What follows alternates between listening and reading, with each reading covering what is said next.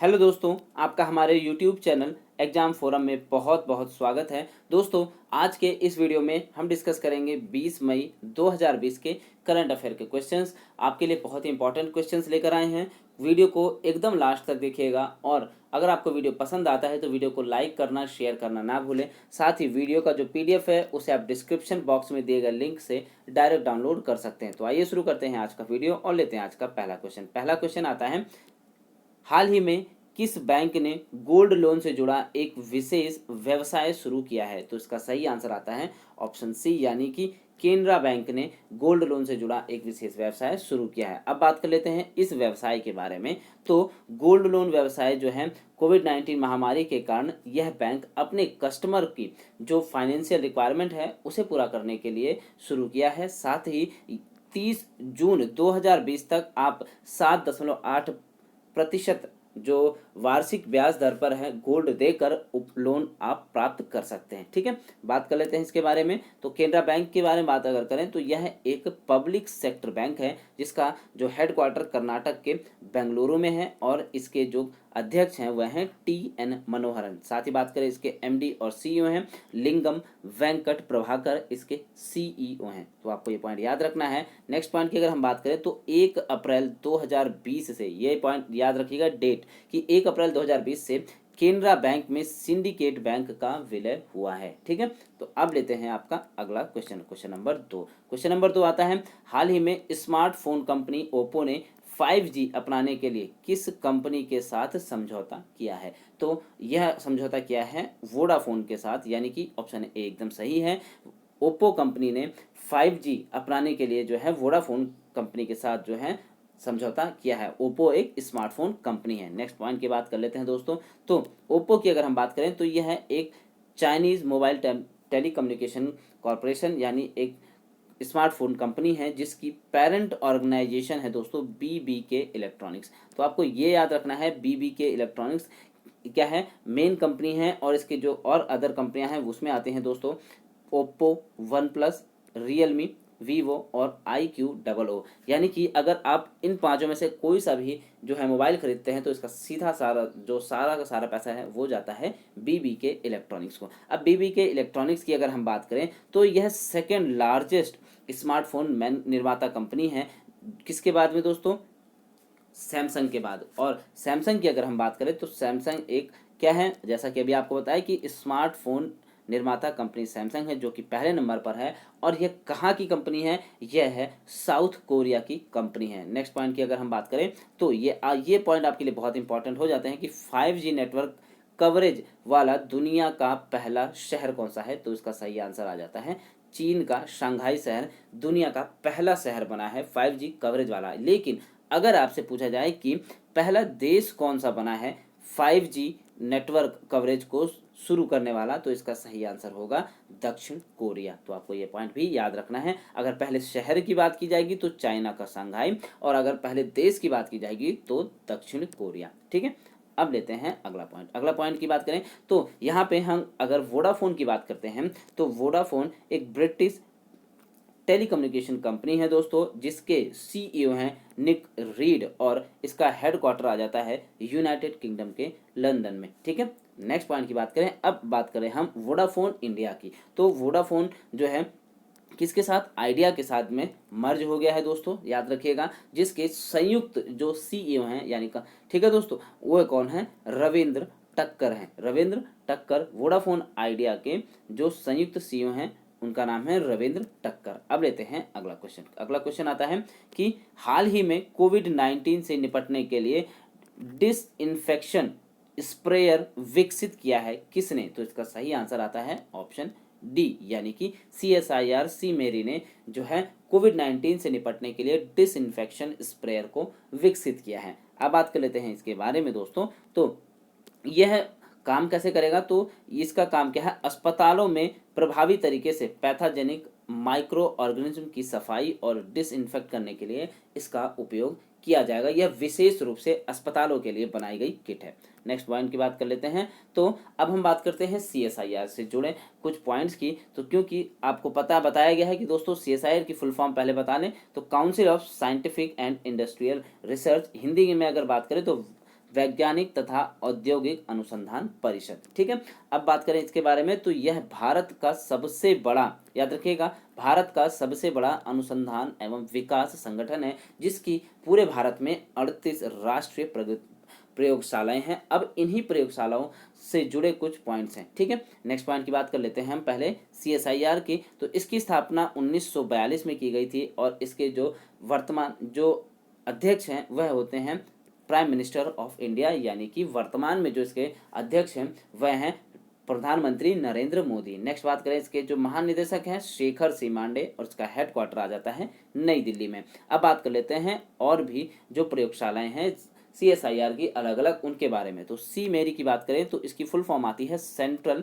Mechanical engineering research institute, यानी कि केंद्रीय यांत्रिक अभियांत्रिकी अनुसंधान संस्थान, जिसका जो हेडक्वार्टर है वह वेस्ट बंगाल के दुर्गापुर में है। साथ ही CA मेरी ने कम लागत वाला रोबोटिक डिवाइस एच कार्ड को विकसित किया है, जिसकी फुल फॉर्म है hospital care assistive robotic device. ठीक है, नेक्स्ट पॉइंट की बात कर लेते हैं CRRI की। तो यहाँ पे आ जाता है सेंट्रल रोड रिसर्च इंस्टीट्यूट, यानी कि केंद्रीय सड़क अनुसंधान संस्थान, जिसने हाल ही में किसान सभा एप्लीकेशन को लॉन्च किया है, जिसका काम है कि कोविड-19 के कारण जो तालाबंदी हुई है, लॉकडाउन हुआ है, उससे जो किसान हैं और जो बाकी कस्टमर हैं उनके बीच में जो आपूर्ति श्रृंखला है और माल परिवहन प्रबंधन है, ये क्या है, बना रहे। ठीक है, नेक्स्ट पॉइंट की बात कर लेते हैं अगर तो CSIR NCL की। तो इन्होंने जो है डिजिटल इंफ्रारेड थर्मामीटर को विकसित किया है BEL कंपनी के साथ साझेदारी करके। अगर हम बात करें NCL की तो नेशनल केमिकल लेबोरेटरी, जो कि पुणे में है, यानी राष्ट्रीय रासायनिक प्रयोगशाला। ठीक है, नेक्स्ट पॉइंट आता है आपका CSIR NAL। ठीक है, तो नेशनल एरोस्पेस लेबोरेटरीज है, जिन्होंने स्वस्थ वायु नामक एक वेंटिलेटर को विकसित किया है। CSIO की बात करें तो सेंट्रल साइंटिफिक इंस्ट्रूमेंट्स ऑर्गेनाइजेशन है, जिन्होंने इलेक्ट्रोस्टैटिक कीटाणुशोधन मशीन को विकसित किया है वायरस का खात्मा करने के लिए। ठीक है, तो इतने पॉइंट आपको याद रखने हैं इससे जुड़े। अब लेते हैं अगला क्वेश्चन नंबर 4। हाल ही में किस राज्य सरकार ने राज्य से गुजरने वाले प्रवासी मजदूरों के लिए चरण पादुका अभियान को शुरू किया है? तो इसका सही आंसर आ जाता है ऑप्शन सी, यानी कि मध्य प्रदेश सरकार ने जो है अब उसके राज्य से गुजरने वाले जितने भी प्रवासी मजदूर हैं उनके लिए चरण पादुका अभियान को शुरू किया है। इसके बारे में अगर हम बात करें तो इस अभियान के द्वारा जो है नंगे पांव जा रहे मजदूरों को जूते और चप्पल दिए जाएंगे, जिससे उनके दर्द को कम किया जा सके। तो आपको ये पॉइंट भी याद रखना है। अब बात कर लेते हैं मध्य प्रदेश की। तो मध्य प्रदेश के CM हैं शिवराज सिंह चौहान, लालजी टंडन यहाँ के गवर्नर हैं और भोपाल यहाँ की राजधानी है। अब मध्य प्रदेश से जुड़े कुछ इंपॉर्टेंट करंट अफेयर की बात कर लेते हैं। तो मध्य प्रदेश सरकार ने हाल ही में कर्मवीर पदक प्रदान करने की बात कही है। जितने भी जो पुलिसकर्मी हैं अगर वे 30 दिन तक लगातार कोविड-19 के खिलाफ जो मुहिम चल रही है उसमें सेवा करने का कार्य करते हैं। तो नेक्स्ट पॉइंट की अगर हम बात करें तो मध्य प्रदेश सरकार ने ही देश की पहली FIR आपके द्वार योजना को शुरू किया है। मध्य प्रदेश सरकार ने ही संजीवनी नामक वाहन को विकसित किया है, जो बिना संदिग्ध रोगियों की जांच के लिए, जो बिना संपर्क में आए संदिग्ध रोगियों की जांच करेगा। नेक्स्ट पॉइंट की बात कर लेते हैं तो मध्य प्रदेश सरकार ने ही मिड डे मील राशन उपलब्ध कराने वाला जो है पहला राज्य बना है स्कूली छात्रों को। ठीक है दोस्तों, नेक्स्ट पॉइंट की बात करें तो मध्य प्रदेश सरकार ने जीवन अमृत योजना की शुरुआत की है, जिसमें कोविड-19 रोग से लड़ने के लिए, शरीर की बीमारियों से लड़ने के लिए जो है ताकत बढ़ाने वाला काढ़ा वितरित किया है। ठीक है दोस्तों, नेक्स्ट पॉइंट की अगर हम बात करें तो मध्य प्रदेश सरकार ने ही जीवन शक्ति योजना जो है लॉन्च की है, जिसमें शहरी क्षेत्र की जो महिलाएं हैं अगर वे मास्क बनाती हैं और वे बेचती हैं तो उसके लिए प्रत्येक मास्क के लिए 11 रुपये दिए जाएंगे। नेक्स्ट पॉइंट की बात कर लेते हैं, बहुत ही इंपॉर्टेंट है आपके लिए। अब यहाँ से आता है कि मध्य प्रदेश जो है सबसे बड़ा, कह सकते हैं सबसे ज़्यादा जो है फॉरेस्ट कवर भारत में करता है, यानी कि वनाच्छादित क्षेत्र जो है मध्य प्रदेश में सबसे ज़्यादा है। ठीक है, नेक्स्ट पॉइंट आ जाता है कि सबसे ज़्यादा जो है बाघ, यानी कह सकते हैं जो टाइगर हैं वह सबसे ज़्यादा मध्य प्रदेश में हैं। यह जो बाघ जनगणना 19 आई थी उसके अनुसार। आपको कमेंट बॉक्स में कमेंट करके बताना है कि मध्य प्रदेश सरकार में, जो मध्य प्रदेश राज्य है, यहाँ पर बाघों की संख्या कितनी है, और उसके बाद दूसरे तथा तीसरे नंबर पे कौन से राज्य आते हैं बाघों के साथ, नंबर ऑफ बाघ के साथ में बताना है। साथ ही बात कर लेते हैं स्वच्छता अभियान है 2020, उसके अनुसार इंदौर जो है मध्य प्रदेश का सबसे साफ शहर माना गया है। ठीक है दोस्तों, अब बात कर लेते हैं यहाँ के राष्ट्रीय उद्यानों की। तो यहाँ पर आता है बांधवगढ़ राष्ट्रीय उद्यान, माधव राष्ट्रीय उद्यान, कान्हा राष्ट्रीय उद्यान, पन्ना राष्ट्रीय उद्यान, पेंच राष्ट्रीय उद्यान, संजय राष्ट्रीय उद्यान, सतपुड़ा राष्ट्रीय उद्यान और वन विहार राष्ट्रीय उद्यान यहाँ के फेमस राष्ट्रीय उद्यान आते हैं। अब लेते हैं अगला क्वेश्चन, क्वेश्चन नंबर 5। हाल ही में अंतर्राष्ट्रीय क्रिकेट में गेंद को चमकाने के लिए लार के उपयोग पर प्रतिबंध लगाने की सिफारिश किसने की है? तो इसका सही आंसर आ जाता है ऑप्शन ए, यानी कि आईसीसी क्रिकेट समिति ने जो है गेंद को चमकाने के लिए लार के उपयोग पर प्रतिबंध लगाने की सिफारिश की है। अब बात कर लेते हैं इसके बारे में, तो इसका कारण क्या है? तो दोस्तों, स्विंग गेंदबाजी में इस्तेमाल किए जाने वाले इस प्रयास पर रोक की सिफारिश मुख्य रूप से कोविड-19 के जोखिम के कारण जो है लिया गया है। साथ ही इससे जुड़े सभी लोगों को सुरक्षित रखने के लिए यह प्रतिबंध लगाई जाने की मांग की गई है। अब हम बात कर लें कि इंटरनेशनल लेवल पर जो क्रिकेट संगठन है उसकी बात करें, तो आईसीसी यानी इंटरनेशनल क्रिकेट काउंसिल, जिसकी फुल फॉर्म है, और इसके अध्यक्ष हैं शशांक मनोहर, मुख्य कार्यकारी अधिकारी हैं दोस्तों मनु साहनी, और इसका जो मुख्यालय है वह संयुक्त अरब अमीरात में है कि दुबई में है। साथ ही याद रखिएगा,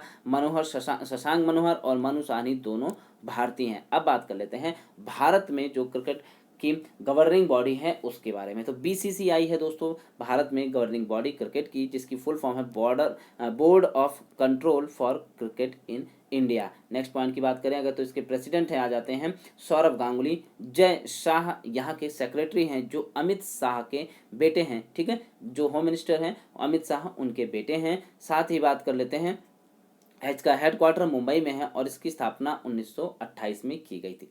अब लेते हैं अगला question, question number 6। Question number 6 आता है, हाल ही में वीडियो कॉन्फ्रेंसिंग के माध्यम से आयोजित विश्व स्वास्थ्य सभा के 73वें सत्र में भारत का प्रतिनिधित्व किसने किया है? तो इसका सही आंसर आ जाता है ऑप्शन डी, यानी डॉक्टर हर्षवर्धन ने, जो कि भारत के स्वास्थ्य मंत्री हैं। उन्होंने वीडियो कॉन्फ्रेंसिंग के माध्यम से विश्व स्वास्थ्य सभा के 73वें सत्र में भारत का प्रतिनिधित्व किया है। अब बात कर लेते हैं इसके बारे में। तो यह सत्र जो है, वैसे इसकी बैठक हर साल होती थी, लेकिन इस बार जो है कोविड-19 जो महामारी है इसके कारण वीडियो कॉन्फ्रेंसिंग के माध्यम से यह सभा जो है आयोजित की गई है। ठीक है, नेक्स्ट बात कर लेते हैं इसके बारे में। तो यह आयोजन क्या है, वर्ल्ड हेल्थ ऑर्गेनाइजेशन के द्वारा किया जाता है, जिसकी स्थापना 7 अप्रैल 1948 को की गई थी और इसका हेडक्वार्टर स्विट्जरलैंड के जिनेवा में है। साथ ही इसके जो अध्यक्ष हैं वह हैं टेड्रोस एडोनॉम, जो कि इथोपिया के हैं। ठीक है दोस्तों, अब लेते हैं अगला क्वेश्चन। अगला क्वेश्चन आ जाता है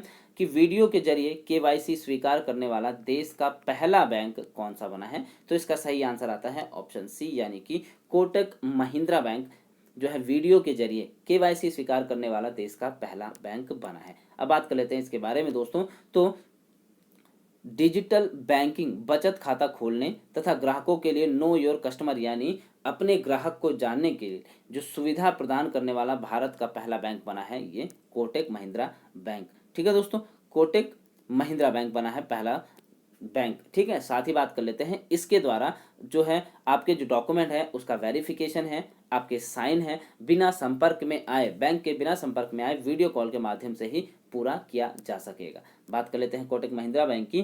तो कोटक महिंद्रा बैंक एक प्राइवेट बैंक है, याद रखिएगा, कोटक महिंद्रा बैंक एक प्राइवेट बैंक है जिसका मुख्यालय महाराष्ट्र के मुंबई में है। आपको मुंबई की अगर बात याद रहे तो यहाँ पर ही सेबी, ठीक है, बीएसई और एनएसई का भी फुल फॉर्म, यानी बॉम्बे स्टॉक एक्सचेंज और नेशनल स्टॉक एक्सचेंज का भी हेडक्वार्टर यहीं पर है। साथ ही बात कर लेते हैं कि जो उदय कोटक हैं वह प्रबंध निदेशक और मुख्य कार्यकारी अधिकारी हैं कोटक महिंद्रा बैंक के। ठीक है, अब लेते हैं अगला क्वेश्चन, क्वेश्चन नंबर 8। हाल ही में किस राज्य सरकार ने राज्य के अस्पतालों में जन्म लेने वाली नवजात बालिकाओं के लिए इंदिरा प्रियदर्शनी बेबी किट को जो है वितरण करने का कार्यक्रम शुरू किया है। तो इसका जो सही आंसर आ जाता है वह है ऑप्शन डी, यानी राजस्थान सरकार ने जो है राज्य के अस्पतालों में जन्म लेने वाली नवजात जितनी भी बालिकाएं हैं उनके लिए इंदिरा